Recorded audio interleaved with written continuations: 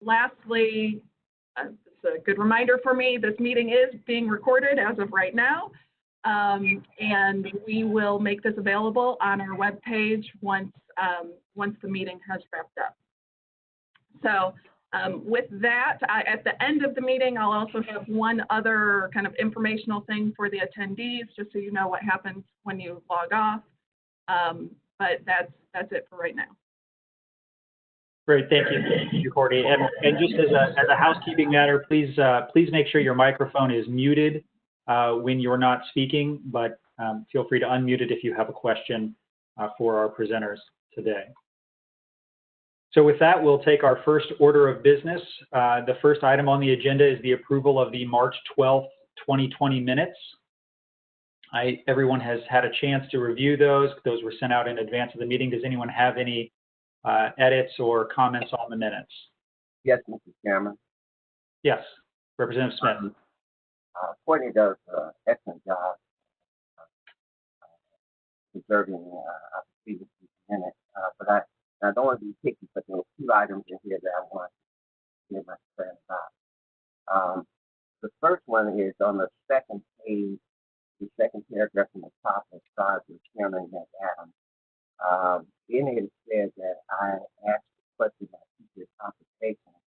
I don't remember exactly what I asked, but it was really about the early retirement. It wasn't about teacher compensation, about early retirement, and I don't remember exactly what it was, but pertaining to quality of teachers that should be eligible for early retirement or something to that effect. And I just felt that they needed to be clarified.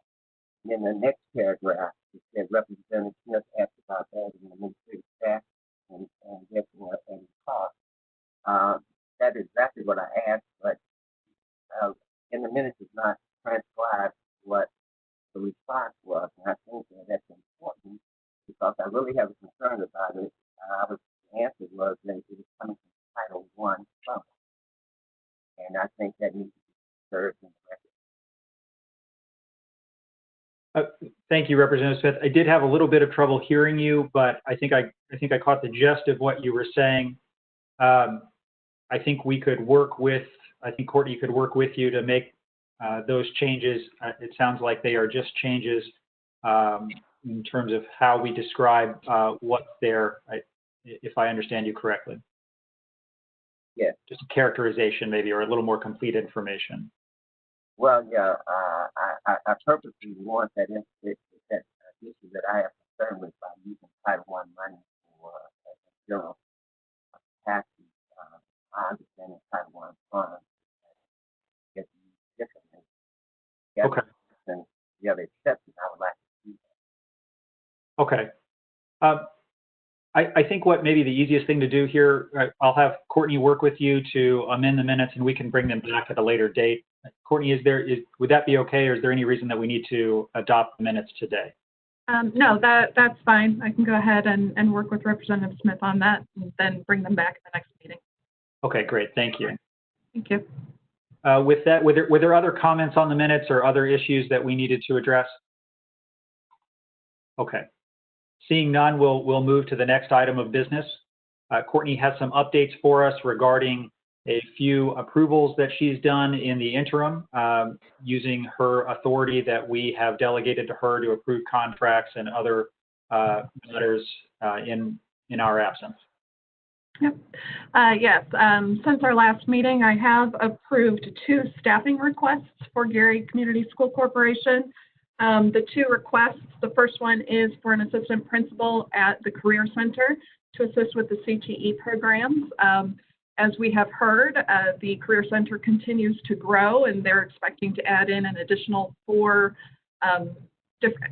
different programs for next year, and so feel the need to have an assistant principal there to assist with the growth that is occurring there. So that is an anticipated maximum salary for that position of $65,000 plus the traditional Gary Schools employee benefits.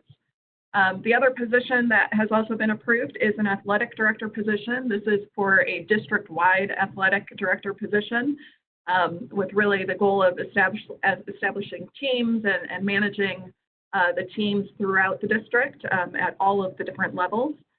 And the anticipated maximum salary for that position is $85,000, and again, would be eligible for employee benefits. Both of these positions are expected to be funded through title funds. So happy to take questions on those, or Dr. McNulty is also on the call here today and could probably answer more detailed questions on those.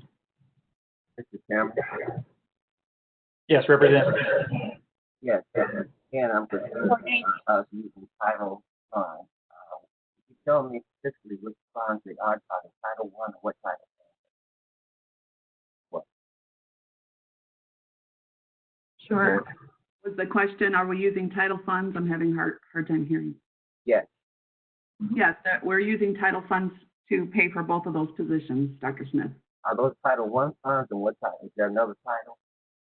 Well, this year, all of our title money has been collapsed into Title I, so all of our money is Title I this year. Okay. My understanding, and I may be incorrect, it's been a while since I was building administrator, that Title I funds were to be used for improving instruction of students who weren't performing well. Many times those were minority students. How does the athletic director deal with improving instruction?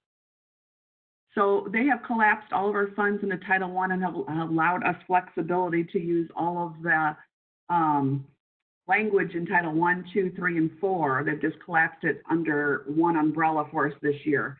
So we have much more flexibility. So yes, you're right. Title I should be used for just instruction, but they've just put it all into one pot, if you will, for us for the school year. Okay, inform me then, what were Title III and Title IV funds? Well, Title IV is for more professional development, and the others are for more supplies. Okay, so how does an athletic director fit into that? So we're using athletic director under Title I to help with pro-social emotional opportunities for kids after school, because we believe strongly that they need to be involved in positive activities after school, and it promotes a well-rounded human being, if you will. And we very strongly believe that that will also keep kids engaged in our school in a positive way. Yeah, I agree with Ames. I'm just wondering about the flexibility that we have in with these funds. Yeah, so I did speak with Nathan Williamson about it, and he was in agreement that we could use the funds this way. Okay, I'm not familiar with the name. He's a Title I person. He's over the federal programs over title funds for the DOE. Yes, okay. Okay, thank you so much. You're welcome. Other questions from board members for Ms. Scotsma or Ms. McNulty? Okay, great. Courtney, thank you very much. Appreciate that update. Next, we have an update from Dr. McNulty regarding the Gary Community Schools. Dr. McNulty, thank you for being here. We've seen a lot of news about all of the activities you guys have been engaged in during this quarantine period. I think you guys have been very active and appreciate all that you are doing to keep things moving along, both academically and certainly providing food and other needs for the community that you're able to provide. Thanks. It's definitely been a team effort. The team has done a phenomenal job at Gary, both the administrative team and the teachers, pulling together to make this happen. We literally went from no e-learning to an e-learning platform, within 2 weeks. So I'm very proud of everybody pulling together to service the students of Gary. So with that said, just hitting a couple of highlights of some things that I think are important. We did make application to the state, and I'm not going to go through the whole packet, but I'll just hit on some highlights. But we did make application to the state to increase our STEM opportunities, and we were awarded approximately $32,000 of additional monies for STEM-related activities. And we're going to put that money directly into our Bailey STEM Academy School for project-based learning for the fall. So we've been working with some projects to enhance the learning for those students there for next year. So we're really excited about that opportunity to be one of the schools that was chosen to receive those funds. In addition, as you heard, we are increasing, as I think I mentioned at our last meeting, our CTE vocational programming. And I think this is huge for Gary Community Schools. I really believe that this is a gem that we have within the Gary schools, a way to attract more students and a way to keep our students, and also a way to enhance their pathways going forward. So we have started the 4 new pathways for next school year, as I mentioned, I think at our last meeting. We are going to have the aviation, EMS, the police, and fire cadet training. We also have started the 8th grade cohort for this summer. And we have, as of yesterday, 63 kids, I'm proud to say, already signed up for the 8th grade cohort, which is huge because that's a way to hook them into returning for high school next year, and also a way for them to start their credits earlier. So 63 kids, I think, is a huge accomplishment, and we're really proud of that. In addition, we have also been packaging, sorting, and preparing over 6,000 meals every Monday, and that has been a huge undertaking. I can't emphasize enough how much team effort this has taken on behalf of the district.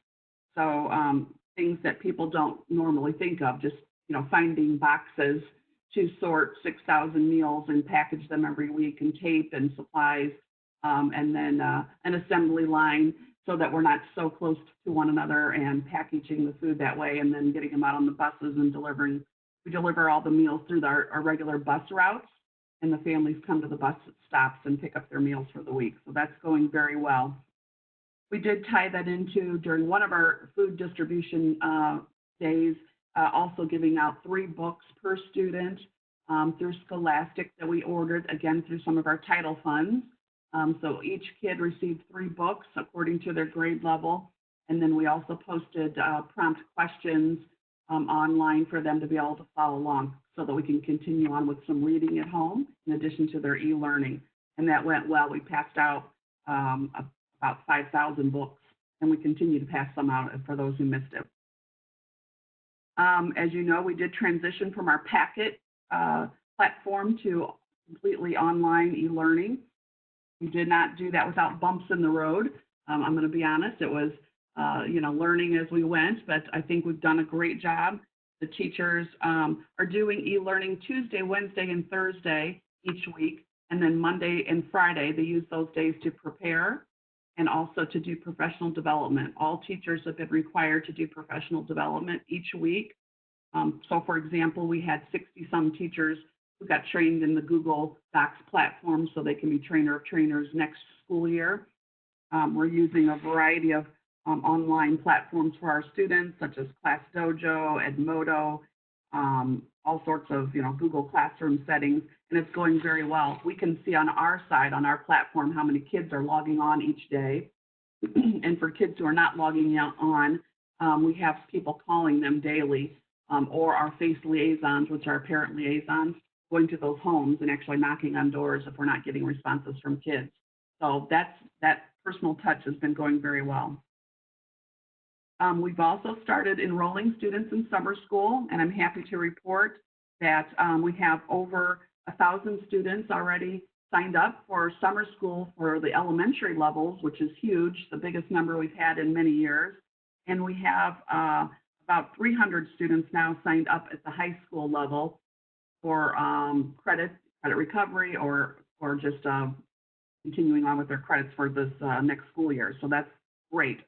And that, again, doesn't include the 8th grade cohort that I talked with you about earlier. We are actively registering students for next year and enrolling students. And again, we are still reaching out to those Roosevelt students. We did enroll 22 Roosevelt students just yesterday.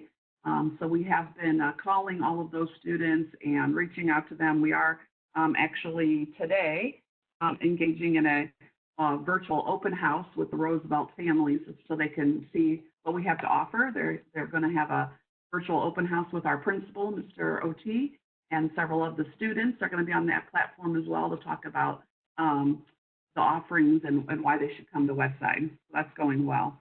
We have hired many of those Roosevelt teachers as well. So they're going to have some familiar faces when they come, or if they come to Westside.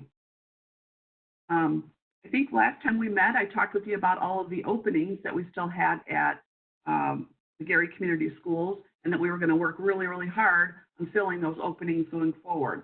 And some of those ways in which we were going to do that was through our partnership with IUN, which has gone phenomenally well.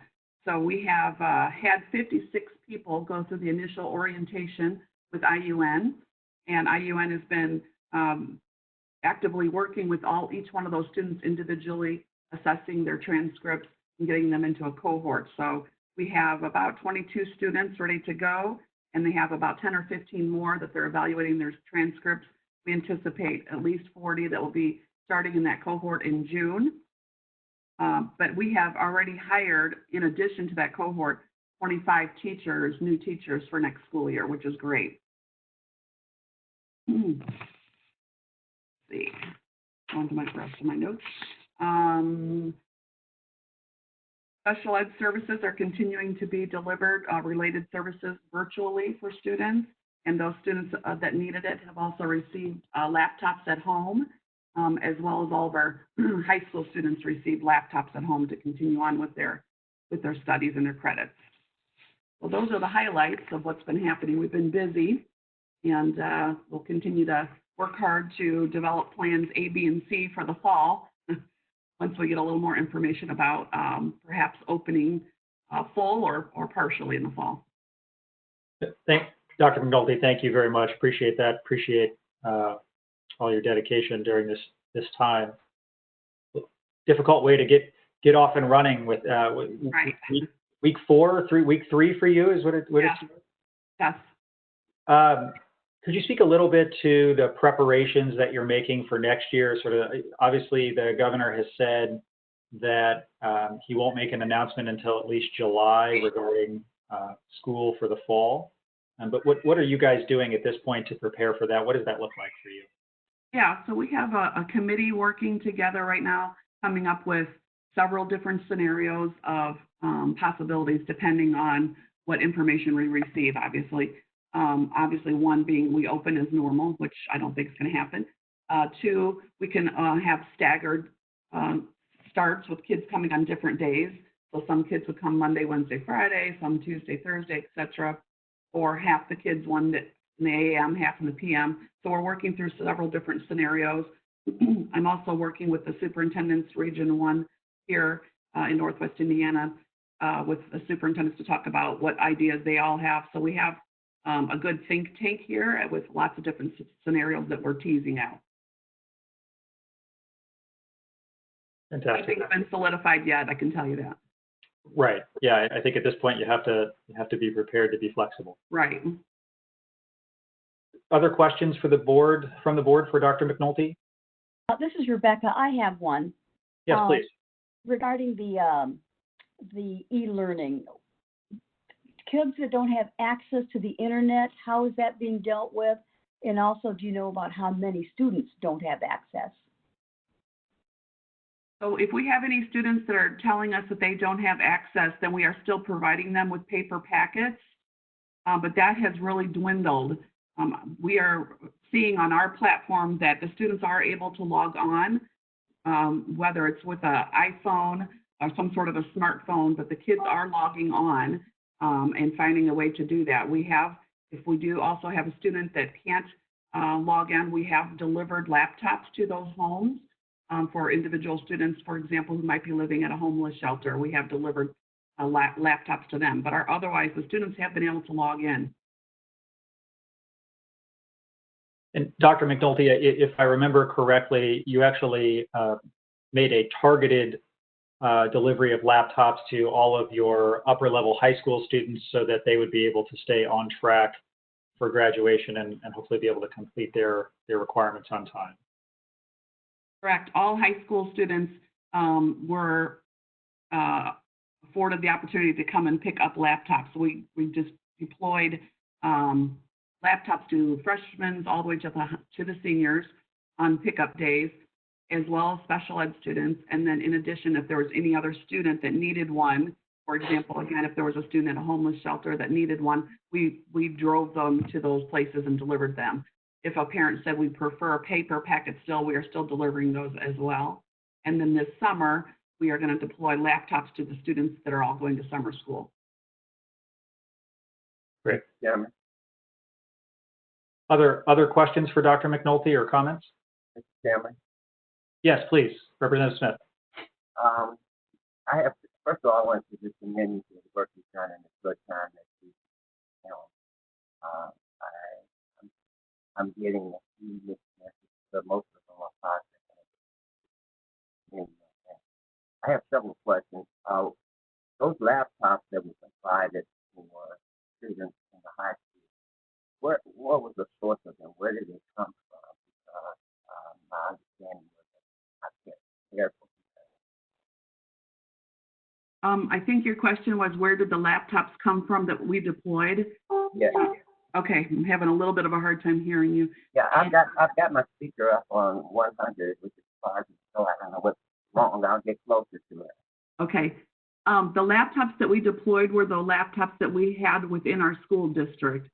So we took whatever was in our classrooms on our carts that we usually would use for, we had laptops on carts that would move around to different classrooms. We've got those all ready to go and just deployed those out to the community. Hey, you talked about a summer program where you expected to attract new students and to get to return to the corporation. I think you mentioned a number of 63. My question to you, how many of those students are in that category and how many are already here to the corporation? I'm sorry, I can't hear the question. If somebody can help repeat it. I can repeat it again if I need to. Yes, I'm sorry, I can't hear the question. Okay, the question is, you mentioned a summer program where you had a cohort of 53 students. My question is, how many of them are already American School Corporation students, and how many are those that you're trying to attract to the? I heard the part about 63 students, and are they our students? Is that what you're asking me? I wanted to know the number of those students that that are not our students presently, because you said you're trying to attract new students. Oh, okay.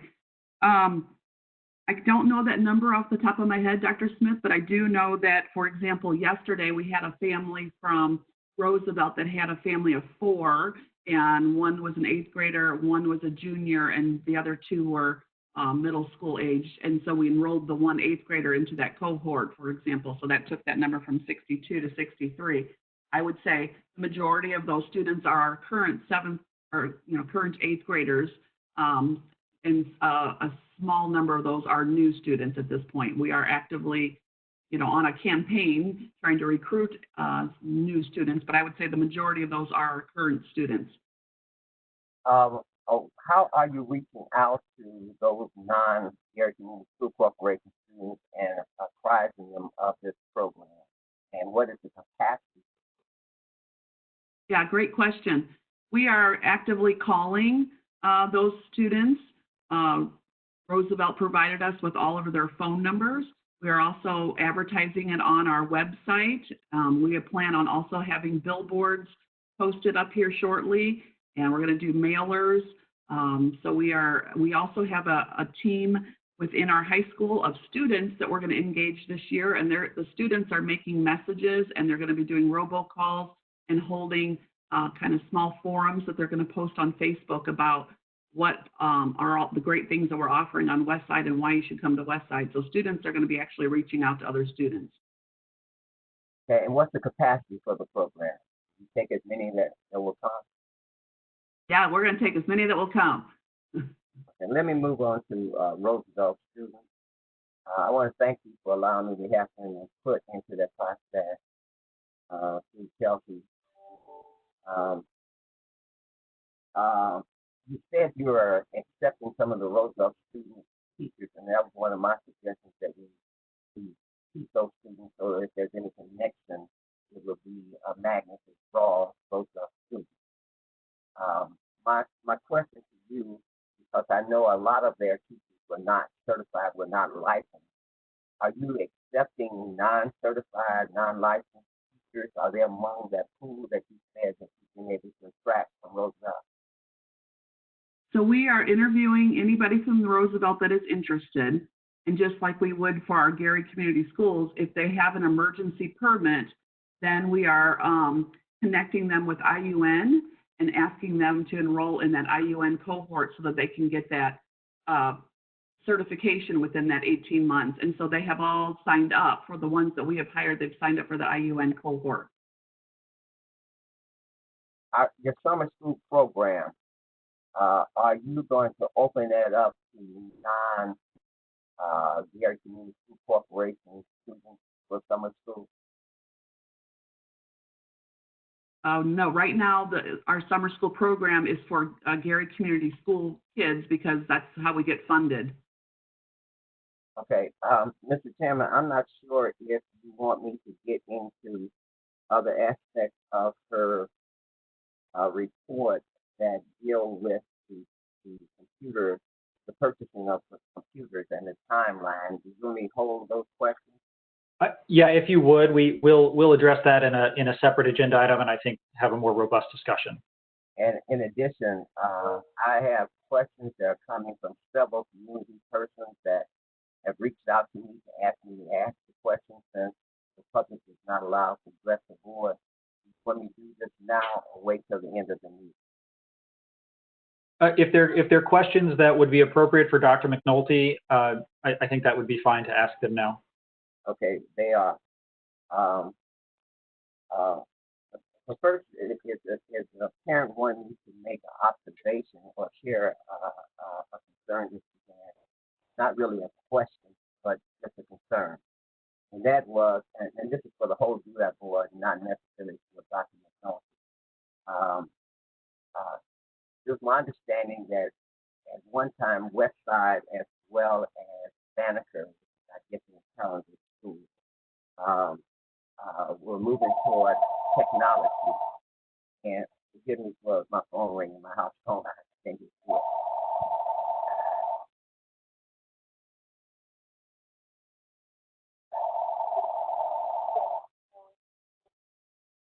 Okay, I'm sorry about that. I am sharing this concern for one of the parents that those two schools were moving towards e-learning. And then it was stopped by Dr. Hinckley. And that's when they made the purchase of all those textbooks rather than using textbooks by tutors. And so the public, this person wanted you to know that so that in the future you will look for those kind of flags that have put us in a situation of being behind the eight ball. So this is just analysis from the past. Are you able to hear me? Yes, I can hear you. Okay. And then I need to go to some items that have come to me from community people. It's dealing with the security in the Gary Community School Corporation. My understanding is that Dr. McNulty, you made some changes in the leadership and the composition of the security detail for the Gary Community School Corporation. Could you give me some insight on that before I share what was told to me? Well, I wouldn't say I've made any changes. We have had a personnel change, and there is an opening, and I am actively interviewing for local Gary Community Police Department person to fill that position. Okay. I know it'll be a personnel matter, but I understand that Simon Lilly, who was, I guess, the director for, I don't know if I have the right term for the title, that he was released.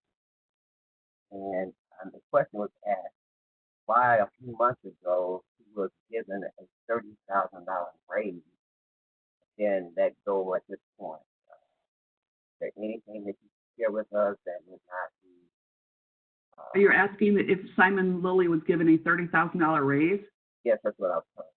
Oh, I'm not aware of that, and I'm not, that's news to me. I'm not aware of anything like that. That was not during my time here. I can certainly investigate that, but I'm not aware of that. I understand that there's an officer by the name of Tatum that has been with the school corporation for 26 years, and two people who came in have been retained and he was dismissed. Is that accurate?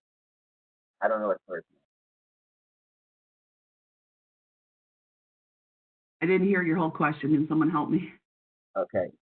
It was my understanding that on Officer Tatum, who has a 26-year tenure with the school corporation, was let go, dismissed, and someone who had been brought on, I guess, in the last year is still there. Was there a justifiable reason for releasing those persons? Mr. Tatum's position, midnight roving position, was eliminated. He was not dismissed. His position was eliminated. Okay, so is he being employed in another position? We're evaluating our positions at this time. He's also actively working for the Gary Police Department, so we have to look at what shifts he's available to work. Does he have a contract with Gary? No. He does not? No. He's on I got the terminology for it, but it's just upon request. All of our security and police are at will. At will. Okay, that was the term. Thank you. I was looking for that term in real. There was a question asked by one of the advisory board members of me to ask of you, and said that they were given invoices for January, a report for January, February, and March. If you only had a few of the invoices for February, is that the case? No, I believe at our last advisory board meeting, they were given all of the invoices, and I think that they were asking if there was anything missing. I'm not aware of that there was anything missing. I did provide them with April invoices that I mailed to their houses here recently, and that's all I have. Okay, well, a couple of them have indicated that they did not get any details other than for a portion of February, nothing for January and for March. And they did indicate that they did receive some invoices for April that were mailed to them. And they were concerned because they normally see invoices for Children's Learning Center and for COVID and COVID. Those were a couple of examples that were missing. Okay, I will check into that. Okay, and I got this email that has multiple questions on it. Well, will you check out that $30,000 raise for Simon Lilly? I will. I do not believe that's the case, but I certainly will check. Okay, well, it may be misinformation that the advisory board has. Then they mentioned a Lisa Ruzinko that supposedly Courtney had approved her getting $1,900 in addition to the $1,000 match that would be part of her contract. I don't know if that's accurate or not, but that's what I was told. And do you know about that? And is it approved? And since she's no longer with the school corporation, is she receiving this extra payment of for a pension? Plus, she had a 3-year contract. Did she resign? Terminated? What happened? Yeah, again, Dr. Smith, it's a personnel matter, and she resigned, and she was not she resigned, so we did not have to pay out the remainder of her contract. Okay.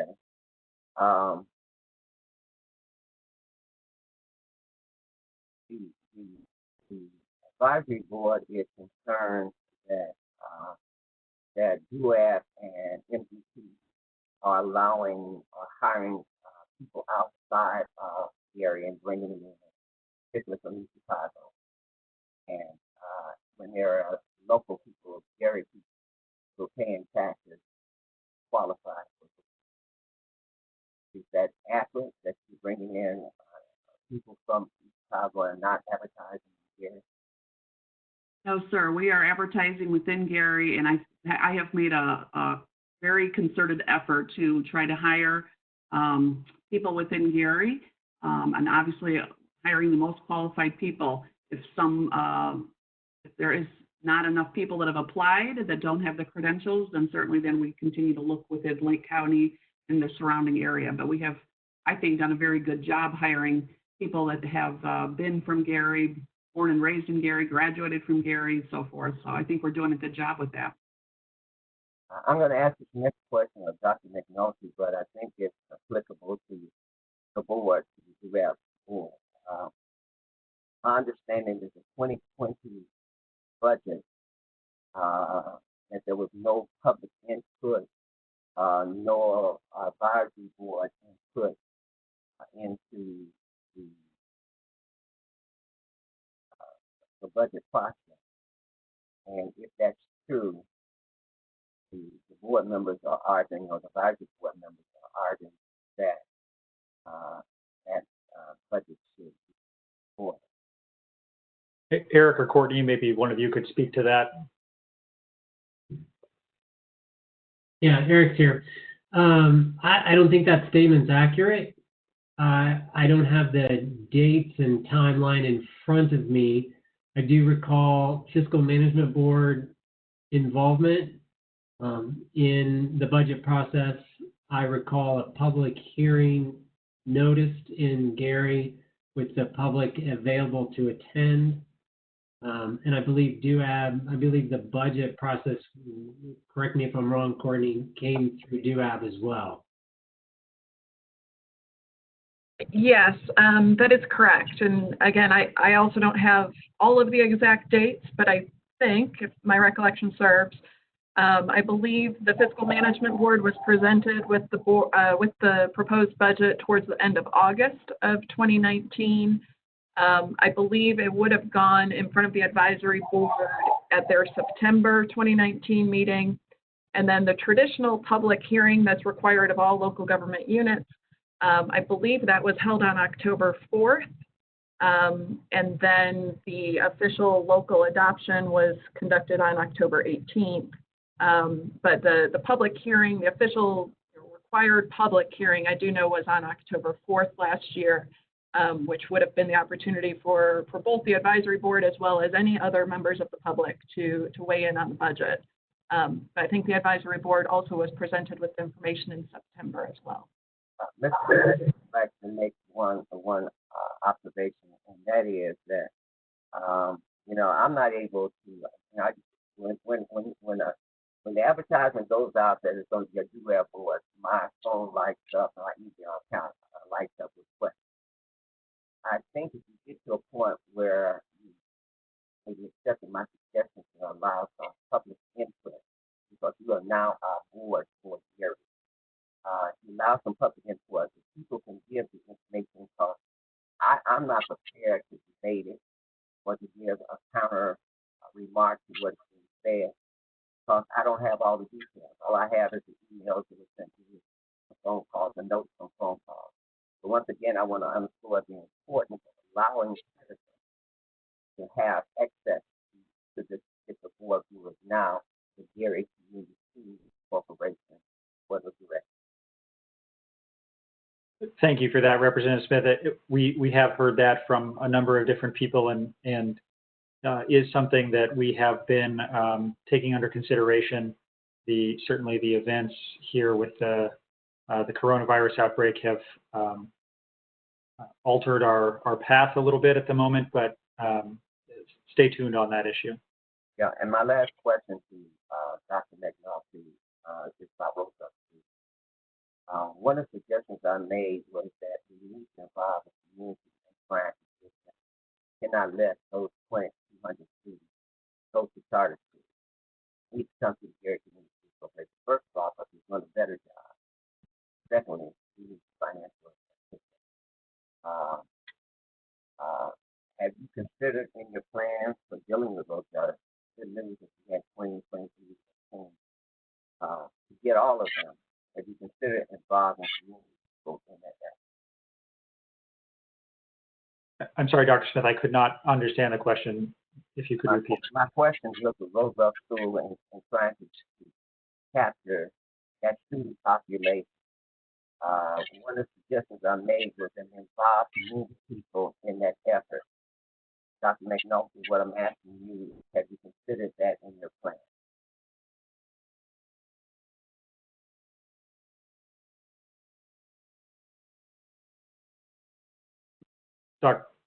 Sorry, Justin, can you repeat for me? Representative.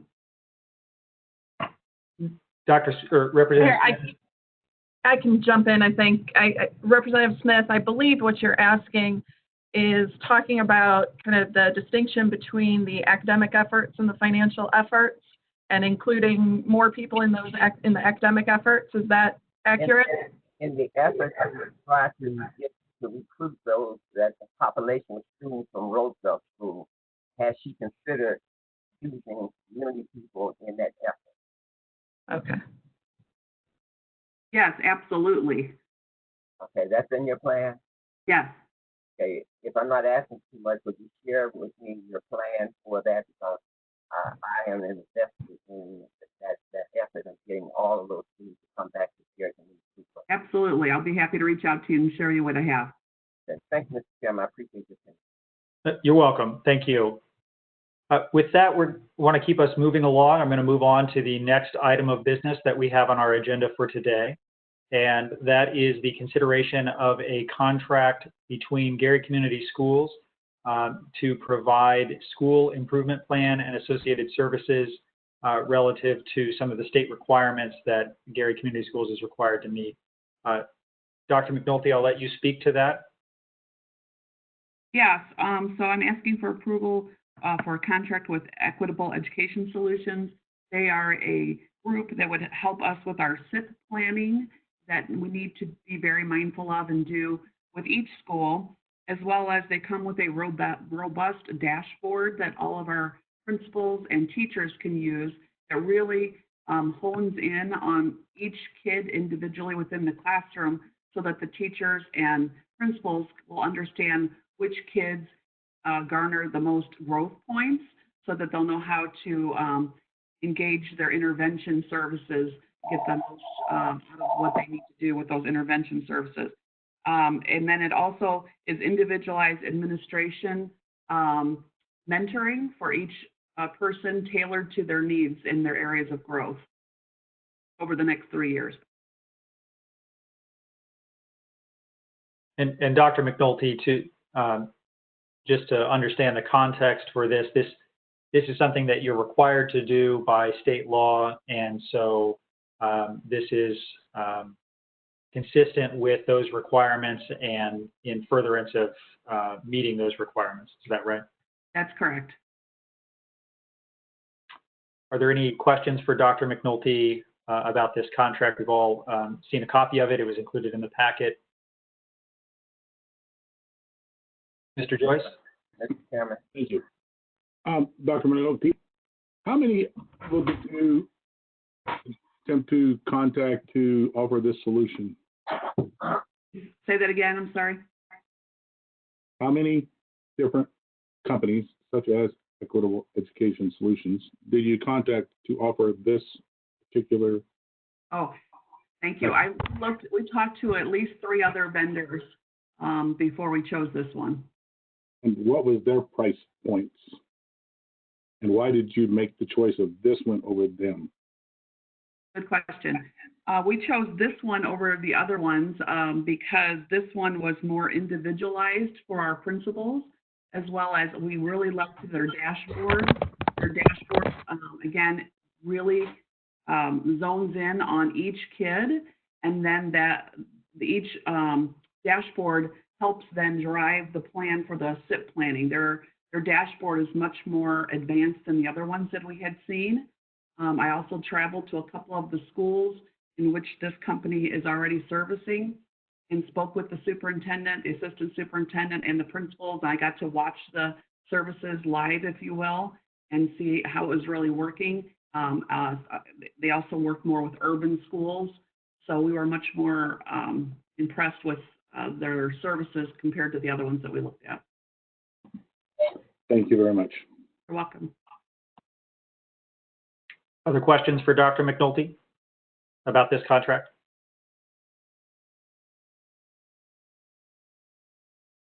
With that, I'll entertain a motion. Mr. Chairman, I move that we approve the proposed contract between Gary Community School Corporation and Equitable Education Solutions for an estimated total of $472,000 over a 3-year period, which includes development of a school improvement plans, analytics, and other professional development training, and a 3-year subscription to the EES analytics software tool. For the motion, is there a second? Second. Motion and seconded. Is there any discussion on the motion? Hearing none. Courtney, would you call the roll? Yes, absolutely. Tracy Brown, Yes. Paul Joyce, Yes. Justin McAdam, Yes. Wes Bennett, Yes. and Rebecca Kubacki. Yes. Great. Thank you. Thank you. Yeah, Mr. Chairman, Yes. I didn't participate in that because I don't have the authority to vote. But I do have one question, and that is with the contract. If Gary Community School Corporation is not satisfied with the performance, is there a clause in there which allows them to break the contract? Yes, Dr. there is. I believe there's a 30-day out on either side And that's at any time? at any time. Okay, thank you. You're welcome. Great. Thank you for that question. Our next item of business is the consideration of the computer hardware and services contracts that Gary Community Schools has been working on to achieve one-to-one computing. I believe Eric will present on that matter. Yeah, thank you, Justin. So Chromebooks for a 1-to-1 technology ratio for Gary Community School students is what's in front of us today.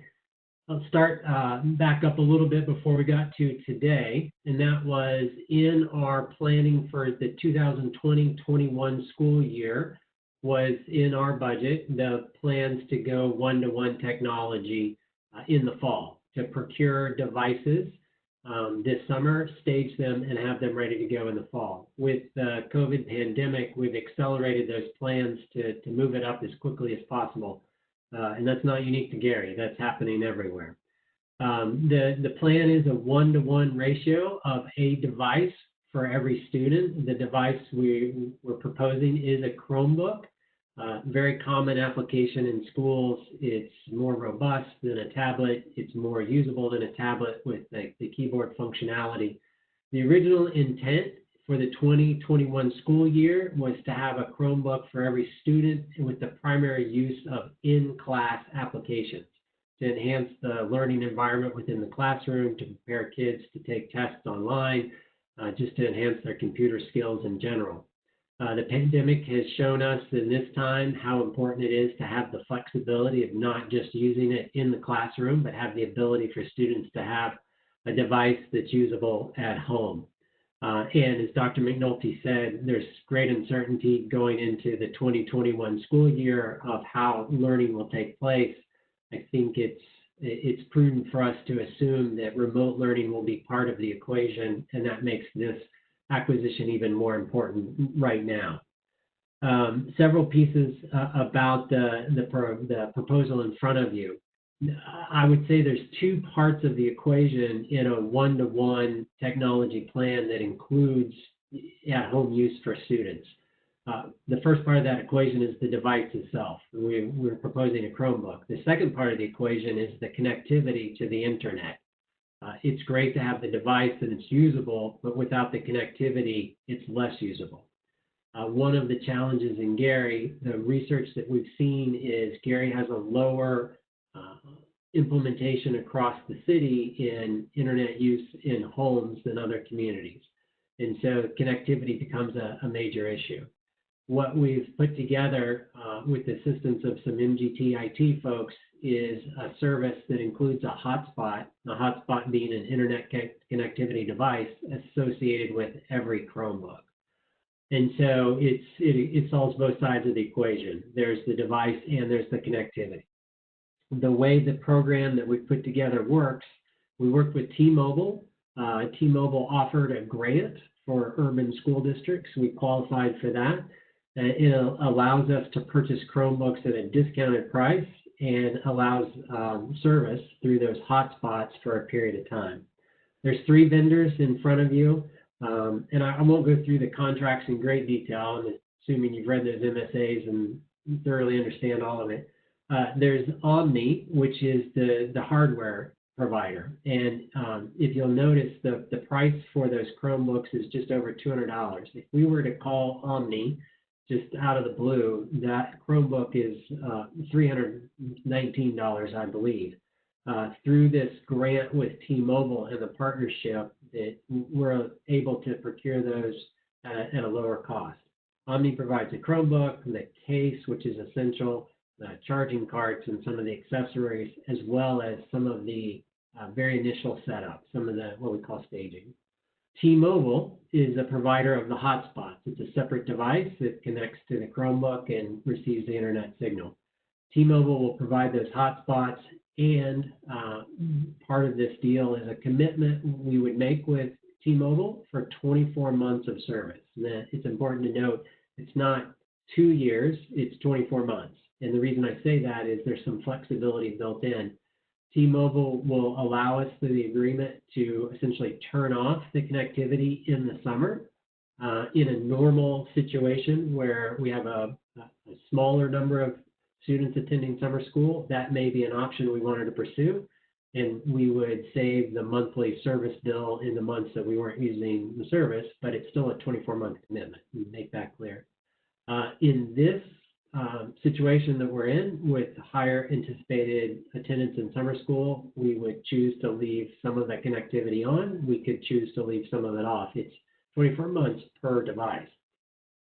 Then there's a third vendor, CIT or Sierra. It's one and the same. Sometimes I refer to it as CIT, sometimes it's Sierra. They will enhance what Omni does in the setup. Omni will do the basic setup, turn it on and bring the operating system up to date and get it ready.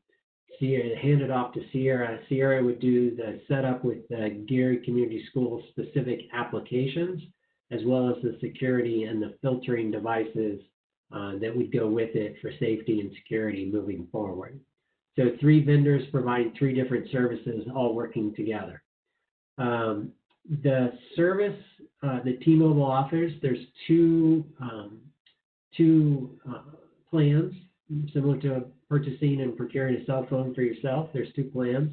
There's an unlimited plan that's much more expensive, and then there's a limited plan that limits the number of gigs. We're proposing the limited plan, and the reason is right now during the pandemic, T-Mobile is providing unlimited service if you subscribe to this program. And so that connectivity is available now. Once the pandemic ends, and that's up to T-Mobile, we do have it's still a monthly service, and students will be able to use that service at home. It's just not unlimited. And the reason we're choosing that, it's significantly cheaper, for one. And 2, we don't anticipate every student having the same level of needs. A high school student and a second grader, we anticipate having different needs, and we will have the flexibility to be able to do that. We can upgrade the service, the monthly service, if we need to. If we entered into the agreement at the unlimited plan, we couldn't downgrade the service. So this gives us more flexibility moving forward. It's I think there's a lot of advantages to this proposal, the flexibility being by far one of the greatest ones. It enhances what we can do in and outside of the classroom. The other thing is we've been working on this deal for probably 6 or 7 weeks, and the devices, as we've been told, are tagged with our name on it. The timeline would be we would get approval today. We would get approval from IDOE since we're using title funds. We would get that as quickly as possible, and we would initiate the order. Within 2 weeks, Omni can deliver per the agreement the devices, and then within another week or so, Sierra can do the setup, and we can start distributing those over the summer on an as-needed basis. Again, it gives us the flexibility to be able to send them home or have them in class or the combination of both. So those are the highlights I wanted to touch on, but I certainly want to be able to answer whatever questions you have in addition to those highlights. Eric, when do you anticipate that you will distribute those laptops? Will that be at the beginning of the next school year?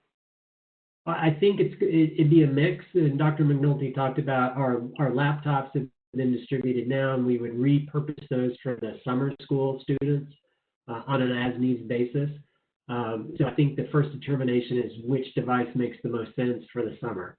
But moving forward, certainly for the fall, I don't think anybody at this point, and there's no definitive answer what the fall is going to look like in any school district anywhere in the country. But I think remote learning is part of the plan in the fall. And so how we roll those out across the grades will be different, but definitely there's anticipated rollout across grades in the fall. Great. Questions for? Can I just clarify?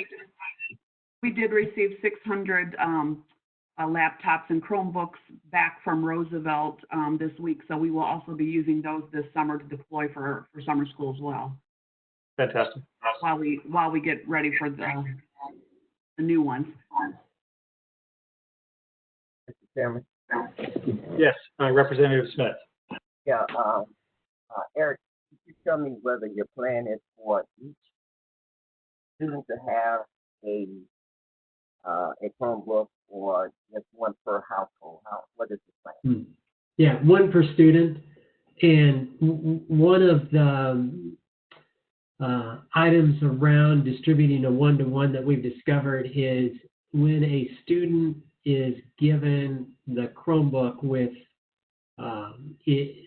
some tag or some identification that it's tied to that student, the sense of ownership increases the usage. And so it is per student, not per household. Okay. On page 17 of Dr. McNulty's report, compared to page 20 of the report, you got a timeline. Underneath the original budget, you have on the Chromebook not available until end of June with implementation, not until September. But then you have a different timeline on page 20. Which one is it? I'm going to pull this up while I'm talking. So I think what I put in the proposal was the original 2021 plan and the original budget, which was just over $1 million more than the proposal we're bringing forward today. And in that plan, the purchase would take place over the summer with the availability of the Chromebooks in the fall. That was the original plan. In what we're proposing today, we accelerated that and moved it up as quickly as we can, and that through Omni and T-Mobile and Sierra, those would be purchased now within hours after approval, assuming that goes forward, and implemented in June. So it's May, looking at my watch, May 7th, a couple of weeks for delivery, another week or so for setup and staging, and then that gets us to June. In these new Chromebooks, will they have a device for tracking them and for accountability? They will. Responsibility? Yeah, so tracking and filtering and monitoring for security purposes, content as well as tracking. Okay. I don't know if this question is for you or Dr. McNulty, but do we have a plan to make sure we get all of the books, all the laptops or Chromebooks or whatever we have from the students that graduate? Yes, we have checked those all out, and we have a plan on how to retrieve those from the students as well. Okay, and I think my last question is, you keep using these title funds. How much money is in there? How much is in this trust fund that you're using for everything? Well, the procurement of these Chromebooks and the devices and the service is $2.4 million. Our title budget, that was built into the budget that was built months ago at a higher dollar amount. So there's actually savings in this one. But we've had this in the plans for a long time. And so the title funds are readily available and this is something I think that situation we're in now highlights how important this is. Okay, but you're not answering my question. My question is how much Title I or Title III, IV funds this whole title account, how many dollars are in there? Yeah, we have our approximate title budget for the year is $9 million, and we had some carryover money from last year. Okay. Thank you. Yep. Thank you, Representative. Eric, real quick, while we're on the topic of expenses, what's the ongoing cost associated with this contract? Yeah. So T-Mobile offers a subsidy for districts that qualify, which we did. We had two choices. One, we could take that subsidy and apply it to the device, which lowers the device. But because of the partnership with Omni and T-Mobile, we're getting a better than market price already. So we're applying the subsidy that T-Mobile offers to the service itself. It's just a way to procure those devices and then have those devices in hand. If we apply the subsidy to the hardware and then something with the service didn't meet our expectations, there would be a repayment of the subsidy in order to retain the hardware. So we don't anticipate any issues with the service. We've talked with the T-Mobile engineers and have their assurances that coverage will be fine and meet our expectations. But if something did happen, that subsidy is going to be applied to the monthly service going forward. The math is for 24 months of service with T-Mobile, that's just over $1 million, about 1.1. And then T-Mobile is offering about, in round numbers, $600,000 of subsidy that will apply to the service. And so 1.1 less 600,000 is about $500,000 for that ongoing service over time with those subsidies applied.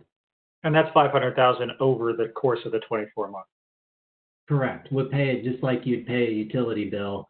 Right. You'd bill this and it becomes a monthly payment. Great. I do have one other question I wanted to touch on, and that is, as a parent of young children, how will you ensure the safety, the online safety of the students with this? What kind of training will you provide to parents, and how will you be able to ensure that the internet is as safe as it can be? Parent myself with the same concerns. So share that with all the parents of Gary. A little bit outside my wheelhouse in the technical side, other than the Sierra folks, when they set it up, there'll be content filtering associated with it that's robust. I think that's typical for school districts going forward, and there'll be ongoing upgrades and updates. So as versions come out of that filtering and monitoring software, that will continue. There will be training. Dr. McNulty can elaborate a little bit more on this, both on the student, family, parent side of what's acceptable and what's appropriate, as well as what are the expectations for school. But also, I think what we've seen, my own children in our school district, in Gary, and school districts that I communicate with on an ongoing basis, it's not as simple as handing a teacher a camera and saying, teach remotely. So Dr. McNulty has scheduled professional development over the summer. Again, it was in the original plan, so that was part of it, and will still be a huge part of it, which the teachers aren't responsible for the content and the filtering, but that'll be part of the training of proper usage. Thank you. Are there other questions for Eric? Mr. Joyce. Hi, Eric. Hi, Paul. Is there in the contract, how are you covering for loss or damage? So we're essentially self-insuring. Lots of research around loss and damage. As much time as we spent on this, that's probably the issue that's taken up the most time.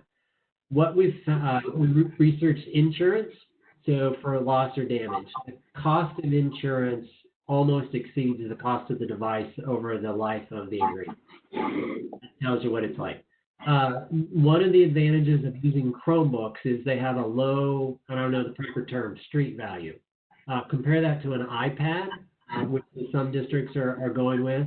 That has more street value, for lack of a better term. The Chromebooks are worth very little on the street, so the theft and loss issue is mitigated by the device itself.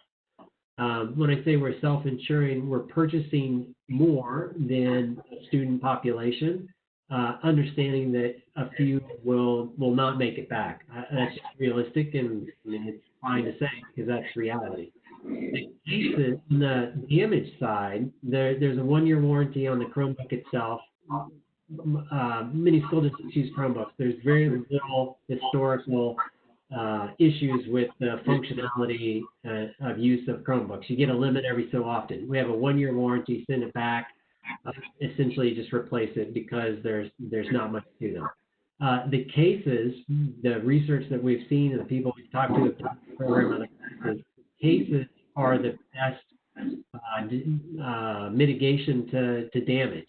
So not you get a limit that you drop it and you break the screen or you break the keyboard. These are fairly significant hard sell cases that do limit the damage to the greatest extent possible. At $29 or $30 a piece, it's the most effective way. When you take into consideration the hotspots that you're buying for, are you buying a hotspot for each child that has a Chromebook? And if so, is there limitations on the data usage of those hotspots? And how are you going to manage that?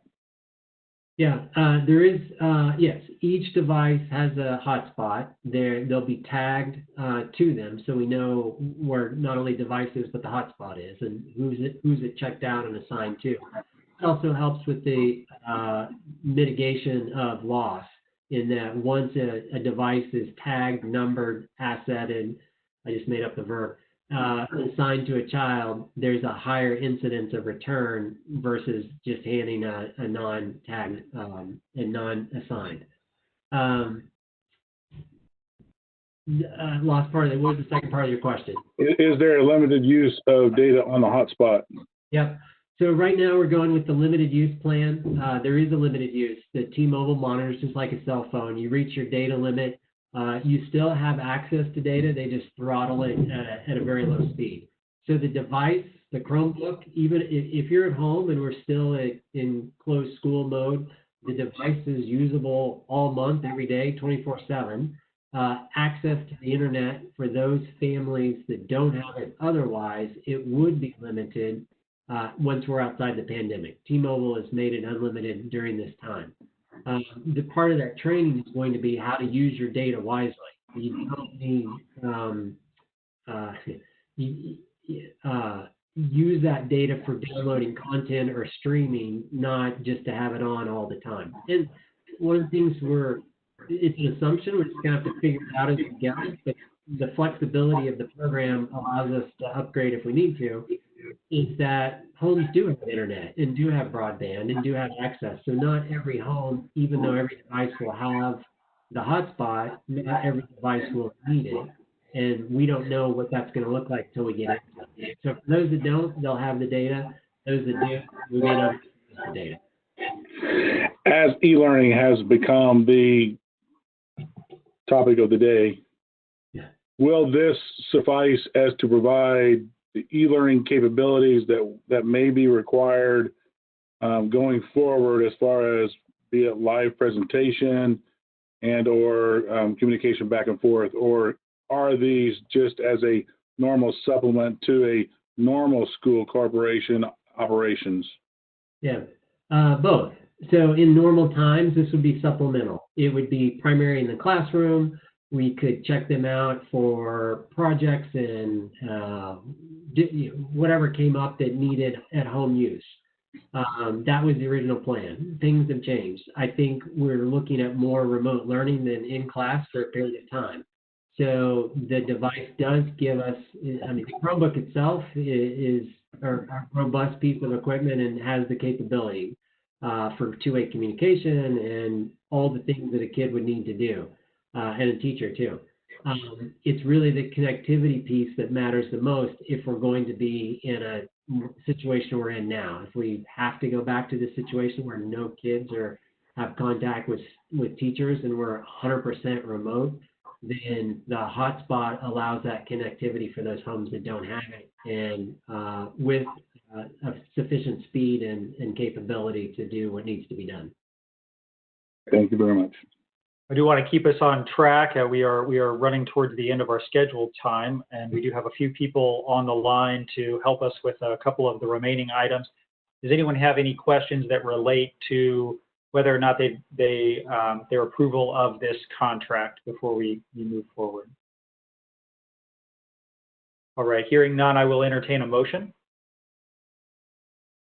Sorry, Mr. Chairman. Chairman, I'm sorry. Mr. Chairman. Go ahead.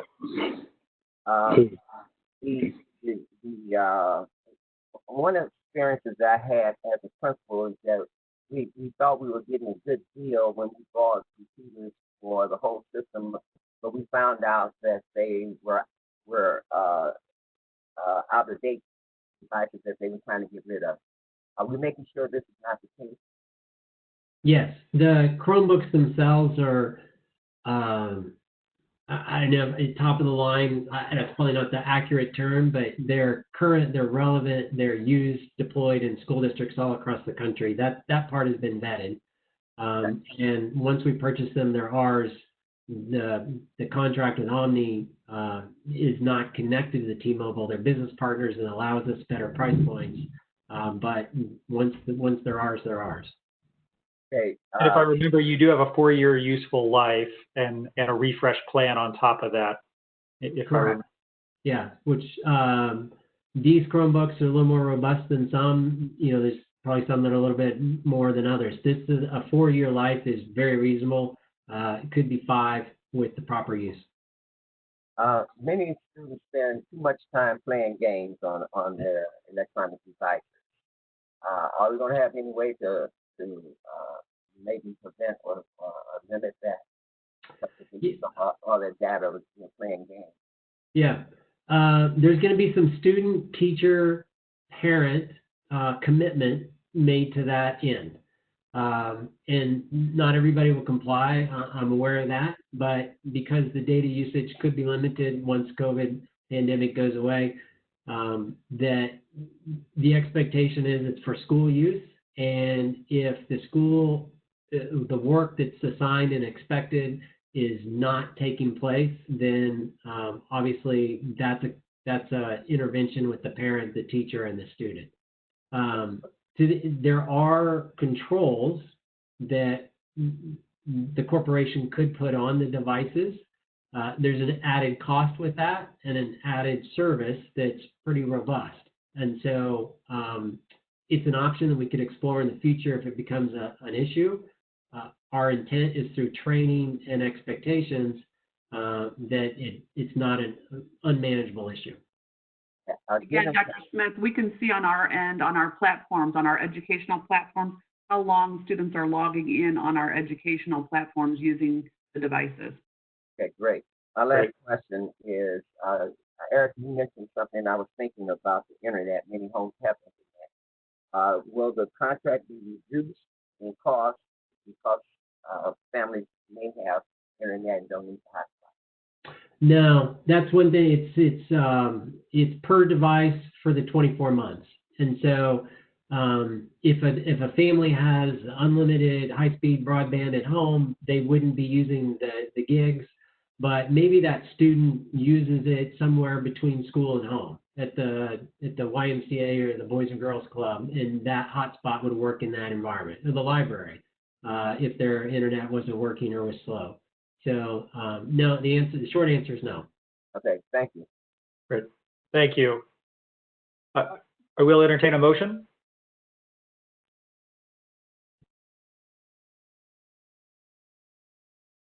But I just had a question. On the motion, it says a 2-year agreement.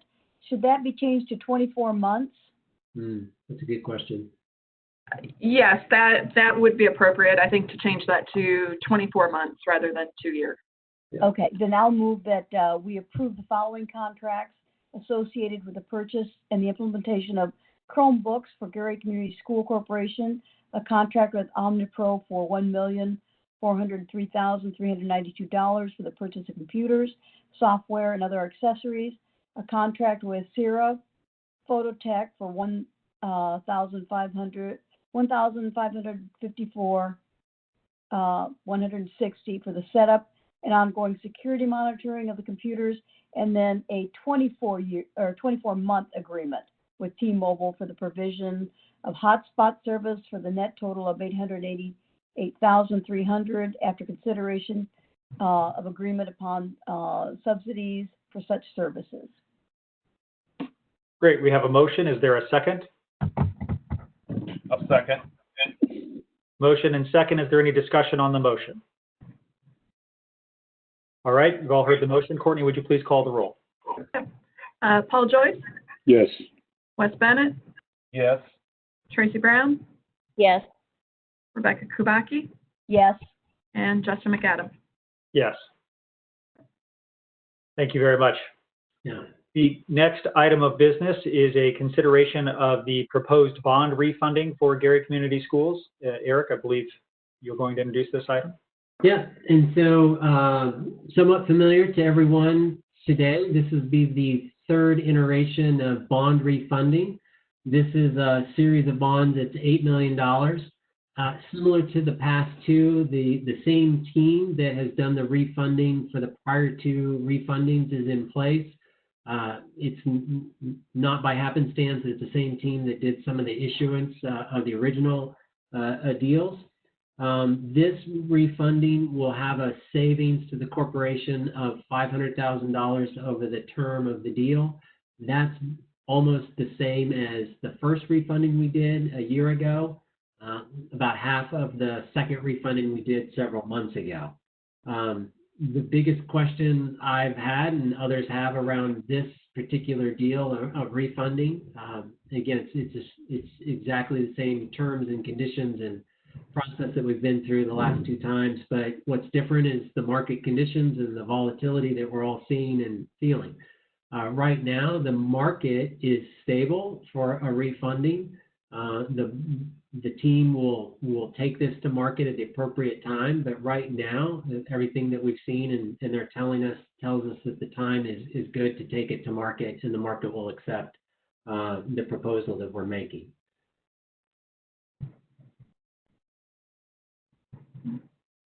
You're on mute, Justin. Thank you. I'm getting used to the technology as everyone else. Thank you, Eric. Are there any questions for Eric? Courtney, any additional context or comments you wanted to provide? Yeah, just one additional comment I wanted to provide. So typically we look at a percent savings when we talk about doing these refundings. That good range of saying, yes, this is a good idea to move forward with it is typically 3% or more. The figures that are included, the initial run that the team has provided shows that savings at about 6.4%. So this is well within that category of, yes, this would make sense to go through and do this refunding. Great, thank you. Mr. Chairman, I would agree with that, and as a result, I would move that we approve Resolution 2020-1, approving the issuance of refunding bonds by the Gary Community School Corporation Building Corp. for and on behalf of Gary Community School Corporation and authorizing the related transaction documents. Great, thank you, Wes. Is there a second? Second. Great, we have a motion and a second. Any discussion on the motion? Hearing none, Courtney, would you please call the roll? Yep. Paul Joyce, Yes. Wes Bennett, Yes. Tracy Brown, Yes. Rebecca Kubaki, Yes. and Justin McAdam. Yes. All right. All right, our final item of business here is the consideration of the proposed issuance of tax anticipation warrants for Gary Community Schools. Eric, would you please introduce this? Yep, absolutely. So tax anticipation warrants are a short-term borrowing program, borrowing against future revenue, and in this case, future property tax revenue. The reason we're bringing this forward today is the situation that we're in. Again, it's pandemic's driving a whole lot of decisions. One of the governor's decisions was to delay the payment of property taxes.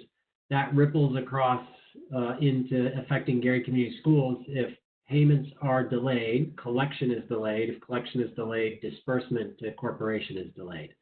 We have debt service payments that are tied to our property tax collection in June and early July. And those debt service payments are funded out of that property tax collection. There's not an issue, hasn't been an issue in the past with making those debt service payments and the revenue associated with it. But the delay causes me some concern or pause to explore all the available options. The Indiana Bond Bank has put together a program specific to COVID, this very situation for school corporations, anticipating that the delay in payment will impact debt service payments for all school corporations June and July. Very specific program, very niche, very short term, specific to the situation that we're in. So the proposal in front of you today, we've made contact with the Indiana Bond Bank. We started the process. You see the application there, as well as the cash flow statement, which is one of the requirements for the Indiana Bond Bank. Again, the terms are very favorable because this is a very specific need in a very specific time and a very specific program set up for that. And the Indiana Bond Bank has set this program up just for that very need. If the worst case scenario is tax payments are delayed and collection is delayed and disbursement is delayed, this tax anticipation warrant would fund us to make those debt service payments. And then once tax payments are made and distributed back to us, we would repay the short-term borrowing. That's the way the program works. If the better case scenario materializes where property tax payers, commercial entities especially, continue to pay on time as expected, then we have mitigated the risk by having a backup plan that we didn't need. We would be funded and we would turn around and pay those funds back almost immediately. But this gives us the flexibility. If that doesn't materialize, we're not in jeopardy of missing debt service payments. Again, at a very, very low cost in a program that's designed just for the situation we're in. Eric, thank you for that. And to provide a little context for all of those here, this is an issue that is a statewide issue for local governments of all stripes across the state. And we will not have better information on sort of the flow of funds really until after next Friday, which is the property tax payment deadline, the 15th. And so Wes Bennett and I, who is here on the board, will be working with those local governments to attempt to obtain some information about how much they have received in property tax payments to get a better understanding of how necessary this is. But I think what's important to understand is this is a unique circumstance that is something that is being experienced across the board. Yeah, and I would just tag one thing that there's two ways to look at it. We're borrowing money, which is something we're very sensitive to, but this doesn't contribute to the debt of the corporation. It's really a short-term situation, a short-term borrowing with a repayment within several months time frame. Over time, it won't accumulate debt for Gary Community Schools. Right. Mr. Joyce, I saw you had raised your hand. Asked and answered. I was moving a light, so thank you very much. Any other questions for Mr. Parrish? All right, with that, I'll entertain a motion. Mr. Chairman, I would move. Allow us to. Okay, I'll go ahead and proceed. I also want to thank the Bond Bank for ramping up. This is going to be a program that is going to be needed across the state, and they've done a great job in getting ramped up to do these if needed. So I would move that we would approve Resolution 2020-2. Would be approving the issuance of tax anticipation warrants by the Gary Community School Corporation and authorizing the related transaction documents. Great. You've heard the motion. Is there a second? Second. Second. Motion and second. Is there any discussion on the motion? Hearing none, Courtney, would you please call the roll? Paul Joyce, Yes. Wes Bennett, Yes. Tracy Brown, Yes. Rebecca Kubacki, Yes. and Justin McAdam. Yes. Eric, I do believe that you had one item of new additional update to provide regarding the legislation from this past session, House Bill 1065, that relates to the capital fund. Do you want to speak to that briefly? Yes, so 1065, the legislation that is used as a nomenclature, also the School Improvement Fund. The mechanics are we, as Gary Community Schools, continues to pay our common school loan repayments every month. Part of that repayment is put into the School Improvement Fund to be used for capital repairs, maintenance on occupied buildings, and demolition of unoccupied abandoned buildings. That program starts in July. We will fund that program with approximately $470,000 per month over 4.5 years, building to approximately $25 million. The process that we're going through now is soliciting as much community feedback and information related to the prioritization of how that money gets spent. We've put together, we being the MGT team and the Gary Community Schools team, working collaboratively and collectively, are doing presentations across the community, elected officials, community leaders, parents, teachers, staff, and we've put together a PowerPoint that has what we've put together as a list of identified needs. We started with the facilities master plan that MGT prepared a 1.5 years or so ago, pared that down into the most pressing needs without bias is the intent to say, here are the list of things that need to happen. Where do they need to happen? How many students are impacted by each of these actions? What's the benefit of doing it? What's the risk of not doing it? And that also includes demolition of buildings. So try to give all of those equal attention in the presentation. We then asked participants to rank those. We felt this process was better to come and say, of these projects that experts have said have the highest need, how do you rank those and why, as opposed to an open-ended question, what do you think needs to be done? That would be really hard to collate. And so we're about halfway through that process of reaching out to folks and gathering information. We'll continue for the next 10 days or so to get as much feedback in what the community sees as most important. And then we'll react accordingly. Concurrently, the other piece is we have issued RFPs for some of those construction services. And I want to reiterate, to emphasize, that's not putting the cart before the horse. The timing is essential. That we're building the fund starting in July. If we don't issue RFPs until the data gathering process and the feedback loops are closed, and we've put together the list of priorities across the spectrum from construction to demolition, if we start to issue RFPs at that time, that just puts us further behind because that process takes a good amount of time to do it and do it right. So we're issuing those RFPs concurrently without specifics, but just soliciting vendors that can perform those services that could be used at some point along the way. Just the priority order has yet to be determined. So that's the update. Great, thank you, Eric. Is there any other new business to come before the board today? Mr. Chairman? Yes, Representative Smith. I had one point that I need to raise with Eric. Yes, please. Eric, the parent body at Westside High School contacted me indicating that the graduate rate since MDT took over has gone down from 87.3% for Westside High School to 58.5%. Is that figure accurate? Are those figures accurate? And what does MDT So I think questions around graduation rate in the decline. That was the calculation, the drop, and there's been an appeal made around that. So even with the appeal, the graduation rate still declined. So accept that and acknowledge that.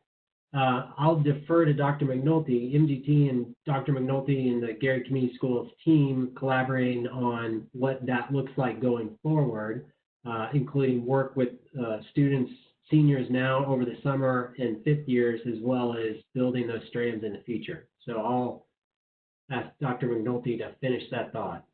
Yeah, so I agree. We are going to be, we have already added a fifth year cohort starting this summer. We have 160 some kids enrolled in that, so that they will have 2 opportunities through the summer. We'll have 2 strands, one in June and another one in July, to capture those kids who are on the bubble, getting some further credit recovery to graduate.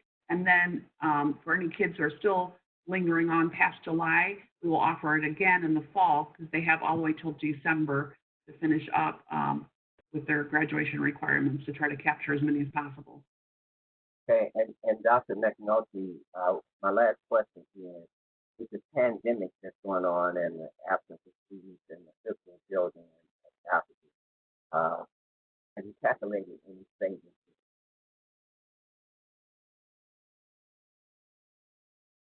I didn't hear the question, I'm sorry. Okay, given the pandemic and you don't have faculty and students physically in the building, have we had any savings because we have gone to learning? Without people in the building, have we had any savings going on? Yes, because Yes. of the crisis. Yeah. Well, I'd say yes and no. I mean, the cost of not having school has also been expensive, because we've had to incur costs that we weren't expecting. But on the other hand, we have asked our head of facilities to turn down, of course, all the heat and the lights throughout the day in all of the buildings as well. So yes, we've had some savings, energy savings, but we've also had some costs that we weren't anticipating to handle what's happening with the pandemic. Thank you, Mr. Chairman. You're welcome. Great. Thank you very much. With that, we will adjourn. Oh, well, excuse me. Actually, before we adjourn, Courtney has one additional note to provide. Yep. Yeah, when you log off of here, and this is for both panelists and attendees, when you log off, you most likely will have a survey pop up about the WebEx experience. I just want folks to know that that is a survey specific to WebEx. It does not go to DUAB. So if you do have any feedback that you would like to provide to DUAB, I would ask you to please email us at duab@duab.in.gov. That would be the best way to get your feedback to us. That is it. Great, thank you. Dr. McNulty, Eric, thank you both for joining us today. Appreciate everyone's time as we work through these issues. Thank you. See everyone. All right, take care. Thank you. Bye-bye. Bye. Okay, thanks.